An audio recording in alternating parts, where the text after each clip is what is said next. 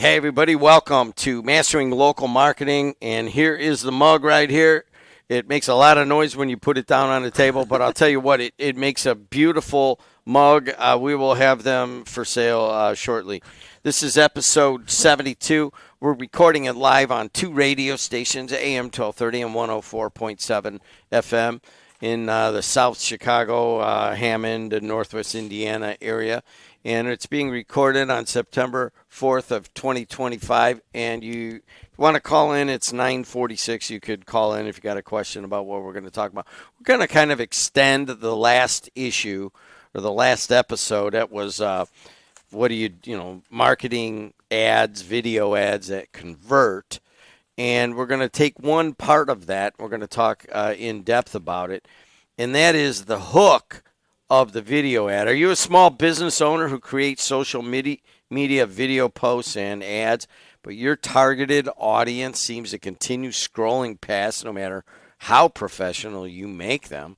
It's frustrating when your marketing isn't driving clicks, customers, or more importantly, sales, especially when you're already wearing 10 other hats just to keep the business running. The problem? Without a strong hook, your videos get lost in the scroll. In this episode, we'll break down 7 powerful marketing hooks that capture attention instantly and keep viewers watching. And we'll stop right there and then introduce Matt Hansen, digital marketing guru. How are you doing? I am good. This one's going to be exciting for me because I love hearing different hooks when it comes to the videos, and I love to see how they just agitate the pain points that people are going through. Explain agitate the pain point once again. Right. So I was actually having a conversation yesterday about pain points and all this other stuff, and everyone's like, I don't understand what a pain point is. A pain point is something that you are struggling with, right? So it's, as an entrepreneur, you're thinking about you're providing a solution to somebody's problem, right? Problem, whether it's a product or a service that you're providing. So think of it in terms of, you've talked to me about the fence that we've been looking to get. My problem is trying to get enough people to actually call me back. The fact that, options, colors, surveys, all this other stuff, like those are all my pain points right now. And, I went through this whole thing, and some people call you back, some people don't, right? And I just want a simple process. I want to make a phone call, and I want somebody to come out, and I want somebody to put a fence in. That's exactly where I want it to be. But the pain points are you struggling to get somebody to call you back? Do you even understand what you have to do to pull a permit? All of these different things that the typical homeowner may or may not even understand, but those are hooks. Those are things to get people to come in, right? So example, if I'm marketing to a local area, and I could say on, let's say Hammond, Indiana, right? Because we're sitting in Hammond right now. Are you struggling to find customers for your business in Hammond? Are you exhausting the amount of money that you have in marketing and things just aren't working? That's 3 seconds, 4 seconds, right? People stop, they listen. Yeah, that's me, right? We talked in the last episode about your slice, right? Mine would be more like, do you avoid going to golf events because you have such a horrible slice? Do you want to get rid of that? Do you want to go entertain with all the other people that you work with at these events and feel comfortable in that environment? Let's teach you how to do that, right? Like those are good hooks that will get people to stop and listen. Ask a bold question. That's the very first one. Do you know why your website is losing customers? Let's use a real world example.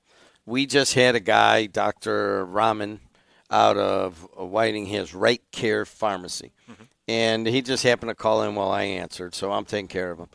And he has vaccines that he'll come to your house and he'll give the vaccine. It's mostly older folks or people that can't get out of the house, that kind of thing. But they do it, and they have some sort of program, and he wants to promo that. Mm-hmm. Give me an example of a bold question you would ask to get somebody's attention that might be in need for of the this. vaccine. For the vaccine. Are you tired of running around trying to get everything done every single day of your life? Still haven't gotten the vaccine that you've been trying to get? Doctor, insert name, can come to your house, can literally take the weight, take the time, and do it right in home with no extra charge, no extra cost. All right. I think we just wrote the spot that I got to work on right now. I got to get it finished before I can go golfing, and then that's there it is. But it is a bold question. Right. And you like the one, and I think you're right. Are you a small business in Northwest Indiana? That's where we are here in Northwest Indiana on the campus of Purdue Northwest. And that's, I like that. Are you a small business? We got another guy just signed up for, or might, whatever. I think he's in the process of coming on, sells hot tubs, right? Yep. You could think of all sorts of great, bold questions. Right. You got one off the top of your head? I'm not giving you the next one. I'm going to have to charge you for that. You know how much those cost? You know how much that costs right there? All right. What about a shocking statement? Do you know? All right, I'll come up. Do you know that you have a 42% less chance of getting a heart attack if you regularly get in a hot tub and relax? Yeah. I mean, if it's true, yeah. It's not true. I know. Yeah. But wouldn't that be cool if it was? Well, I mean, let's look at it from our audience here, right? So they're looking for small business marketing ideas. And, did you know that 95% of the ads that are out there are actually not producing results? Do you want to know how you can actually be the 5%? Let's talk, right? Like those are the things, those are the questions. So you're basically saying it to me that I could use that. Right. So, make a shocking statement that in the next 6 months, you're going to launch advertising and 95% of it is going to fail. Let that sink in, right? It's kind of like the same percentage of startup businesses that don't make it, yeah. And again, I can say those types of statements because people don't put time and effort into these things, right? They'll launch something. I was listening to somebody yesterday about how they said, "Oh, Google ads don't work," and I'm like, "What are you talking about? That Google ads don't work? Like the paid search keywords and all that?" So what do you mean they don't work? I'm like, "Oh, well, we did it. We put it out there." And then you start asking them all the questions. Okay, well, what did you do? Well, we bought a few keywords. Well, what were the keywords? Okay, great. What did the ad look like? What was the landing page? What was the funnel looking like? Was there tracking on it? And of course, all of the answers are no, or I don't know. I don't know what the numbers were. They just winged it, right? And that's why a lot of this stuff fails, but you can utilize shocking statements that are true to say, this is what's happening. And you're going to notice me because I'm speaking to you directly if I've got my targeting on right. We use a lot of acronyms here that some of them I can remember and some I don't from taking Matt Hansen's digital marketing classes, which I did on my MBA quite a while ago now. But one of these I understand completely outside of marketing, and that is FOMO. Mm-hmm. And I don't know why I see this a lot amongst the people that I hang out with. It's like, hey, man, we need to go here. We need to go there. I go, what do you mean? I don't need to go anywhere. But there's always this fear of missing out, which is FOMO. You can roll that into an ad. Yeah. FOMO, urgency, right? Like they're all kind of the same. People hate missing opportunities. And, we can roll that up into a variety of different ways, but maybe it's a limited amount of seats to something that you're doing, right? So I'm currently planning something at the university with small businesses where it'll be a select number of seats and local businesses will be able to come in, and we're just going to have some just general discussions about their marketing and talk about, how they can improve it. But it's very limited. So if I were to run an ad for that, and I was putting that out to local businesses, I would say, again, shocking statements, 95% of the ads that you're running out there are going to fail. But, however, we can actually go through that with you and make sure that you're the 5% that actually succeed. You want to come in, right? We have 20 slots. You can come in and sit with us for an hour, hour and a half, and we will go through what you're currently doing in marketing and point out the things to improve and make you succeed as you go forward. However, remember, there's only 20 slots. Get them today, right? Like, if I miss out on those 20, my competitors might be in there. I don't want them to be in there. I want to be the one in there. So it's all this urgency, this fear of missing out of the content that's in there. He is coaching me as he's doing a podcast. just so you know. We've already talked about calling out your audience directly. Hey, are you a Northwest Indiana small business owner? You can do that basically with everything. Are you someone who is worried about your heating and air conditioning and you want to get it checked out for a reasonable price, blah, blah, blah? That's it. Attention, Northwest Indiana builders. You Blah, can blah, even blah. go deeper though. You talk about your HVAC guy all the time, right? It could be, are you worried about your HVAC? All these types of things. But you could also say, is your HVAC system 20 years old? Are you worried that your family might get Freeze. the chill this winter? That it might go out just in the worst time? We're at the bottom of Lake Michigan, which dumps all of its cold and snow right here where we live. Yeah. So this is a big issue. Your heater goes out during a snowstorm, which happen all the time. Right. That's a problem. But yeah, as somebody that takes care of the house, I want to make sure that you don't need the heater right now. The heater only goes out, the furnace only goes out when it's cold outside because that's the only time that it's running. Same thing with air conditioner. It only goes out when you're running it when it's hot outside. So it's that don't be that guy or girl waiting weeks to get somebody out while your house is freezing, busted pipes. Like you could play off of all the different pain points of that. Too busy to take care of these types of things. I mean, there's a variety of ways you can go that direction. Now, we talk a lot about the hook in terms of need, hitting the pain point. But sometimes it's kind of a more generic thing. It's like, it's kind of weird. I'm going to watch this ad just because they're curious. How do you create curiosity? You see this a ton on Instagram and TikTok where they'll throw something out there and they'll say, I've got the secret to XYZ. And in 20 seconds, I'm going to tell you the answer. But first, let me tell you how I got to this. So we go into the storytelling again. And here's how I became the expert of this. And here's how I know how to use this. But what I'm about to tell you is so it's that curiosity that keeps pulling you along and you're waiting and waiting and waiting. And some people do this extremely well. Right? Like they hook you all the way through and then you get to the end, you're like, okay, that was great. The workout guys. Right? They always get you. Yeah. And they're all buffed and they're like, hey, you know how I got here, right?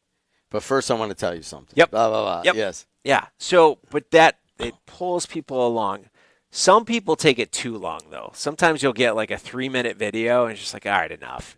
Right? So you've got to understand the timing of it. But the curiosity, you're making a promise that at the end of this video, you're going to know these things. And we do the exact same thing with this podcast. If you read our descriptions, it says, in this episode, we will teach you XYZ. And it's the ability for you to understand, like, we're pulling you through. Now, they're a little bit vague in what we tell you you're going to learn, but we'll tell you, hey, you're going to learn XYZ, and then you'll listen all the way through, and you'll figure out exactly where we were going, and we'll give you those insights as we get there. We talk a lot about pain points in the last episode. That would have been 71. This is 72. And the pain point doesn't fit everybody. You may live in an apartment where somebody fixes your HVAC and you don't care and you click, oh my God, or you swipe, you're done, right? But the larger you can make your pain point relatable to people is a way to get more people to watch your ad on my sports network or on Facebook or on any other social media platform. But how do you make that pain point relatable to more people? Well, I think you need to understand your audience first. And I have a great example of this. Yesterday, I have a class where we were discussing pain points, and I gave them clients. And the clients that I gave them were New York museums. And I could hear them, they're working in groups, and I can hear them chattering, and they're like, what is a pain point? How does this, what is he relating to? And I kept asking them, do you have questions? And of course, students are always like, no, we're good, right? So I had to go around the room and kind of understand where they were at. And they're like, what do you mean? Is that when you went back in the office and looked at fence people? No. Okay, go ahead. But So I walked around with them and I started asking, I go, what would be a pain point for somebody that is going to a museum? And they're like, I don't understand that. And I said, well, let's think about this. I said, we have people that are donors, we have sponsors, we have people that love events, we have people with children that are looking for something to do on spring break, summer break, winter break, whatever it may be. You have family members that are coming or friends that may want to go see the museums. You have people that are traveling. So each one of these target audiences has different pain points. So the traveler is coming in and they're looking at the Smithsonian or something like that. We were looking at New York, but like the Banksy Museum, which is an artist. That is a very unique individual. So, one, I want to know where it's at. Two, how do I buy tickets? Three, is it open every single day? Four, what does it entail, right? Like there's all these different things. What am I going to get for buying my ticket? And how easy is it for me to go see this? Do I have to catch, two trains and a cab or like what is it that I have to do to find this place, right? So there's all of these pain points. But then you have a parent that's sitting at home with their child over the summer and there's nothing to do. Well, let's go to the museum. Okay, well, what is it about the museum that they enjoy? When I was a kid, I loved the science kind of stuff. I didn't like the mummies and all of that. I was less about like the natural history museum and more about science and tech and things like that. So, when it comes to that, it's all right. If we go there, how easy is it to get in there? If we go there, what do they have? Is this going to be a 3-hour trip or is it going to be a 30-minute trip? Is my child going to be entertained? What are the amenities that they have there? Like all of these things that you have to think about when you're going to this. So it's all these pain points that you're going to have, or these pain points that you have by sitting at home where your kids are on their phone or their iPad instead of going and seeing something that, is a little bit more educational. So it doesn't matter what your business is. Your customers all have pain points. Your customers for the sports network are trying to figure out how to advertise and put their message alongside sports to create that halo effect that we talked about previously, right? My customers from a university standpoint are trying to educate themselves, but in the long run are trying to build careers. And our students are a little bit different because they're first generation, right? They need a little bit more hand-holding. They don't necessarily understand the opportunities that are out there because they've never been presented with that. So that is different than an R1 huge institution where maybe their parents and their grandparents have all gone to school and they're, really highly successful and all this other stuff. So you have to understand how pain points play in. And, as you go into there, as you get that hook, that pain point and who you're targeting should be relative, right? So it should match. And that's what we're trying to say. When we get back to hooks and we're putting that pain point out, it should stop them in their tracks and go, I am exactly the person they're talking to when they say that. Getting back to FOMO, finally, sometimes people just fear of missing out on getting your product. Yeah. And you gave us the example of, how I could create a scarcity or an urgency about buying advertising on live local sports. But any business can do that. There was a horrible one yesterday, and I don't mean to call them out on this, but, football starts tonight, so the NFL starts tonight. And Yahoo Sports, we host a league, fantasy football league through there, and they had sent out this email yesterday, this notification. It was some kind of collectible that they were giving. You could buy it. I think it was like $25, but they only had 1,000 of them, and they're like, "Get in before it's gone." And I'm looking at this and I'm going, "This doesn't speak to me." Number one, it doesn't solve a pain point for me at all. I get the urgency and the fear of missing out, but what do I care if I don't have any ties to this? Like, there's no relevancy whatsoever to this. So I quickly just deleted it, right? And maybe it's something I should have paid attention to, but the way they presented it didn't hook me enough for me to even figure out what it was. It was an automatic next, right?